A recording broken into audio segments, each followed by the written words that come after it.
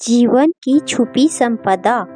एक सुबह अभी सूरज भी निकला नहीं था और एक माझी नदी के किनारे पहुंच गया था। उसका पैर किसी चीज से टकरा गया। झुककर उसने देखा, पत्थरों से भरा हुआ एक झोला पड़ा था। उसने अपना जाल किनारे पर रख दिया। वह सुबह सूरज के उगने की प्रतीक्षा करने लगा। सूरज उग आए, वह अपना जाल फेंके और मछलियां पकड़े। वह जो झोला उसे पड़ा हुआ मिल गया था, जिसमें पत्थर थे, वह एक एक पत्थर निकालकर शांत नदी में फेंकने लगा। सुबह के सन्नाटे में उन पत्थरों के गिरने की छपाक की आवाज सुनता, फिर दूसरा पत्थर फेंकता। धीरे धीरे सुबह का सूरज निकला, रोशनी हुई। तब तक उसने झोले के सारे पत्थर फेंक दिए थे। सिर्फ एक पत्थर उसके हाथ में रह गया था। सूरज की रोशनी में देखते से ही जैसे उसके हृदय की धड़कन बंद हो गई, सांस रुक गई।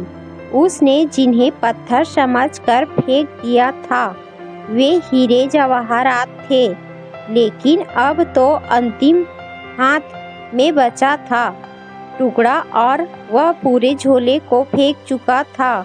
वह रोने लगा, चिल्लाने लगा। इतनी संपदा उसे मिल गई थी कि अनंत जन्मों के लिए काफी थी, लेकिन अंधेरे में अनजान, अपरिचित, उसने उस सारी संपदा को पत्थर समझकर फेंक दिया था। लेकिन फिर भी वह मछुआ सौभाग्यशाली था, क्योंकि अंतिम पत्थर फेंकने के पहले सूरज निकल आया था और उसे दिखाई पड़ गया था कि उसके हाथ में हीरा है। साधारणतः सभी लोग इतने सौभाग्यशाली नहीं होते हैं। जिंदगी बीत जाती है, सूरज नहीं निकलता, सुबह नहीं होती, रोशनी नहीं आती और सारे जीवन के हीरे हम पत्थर समझकर फेंक चुके होते हैं।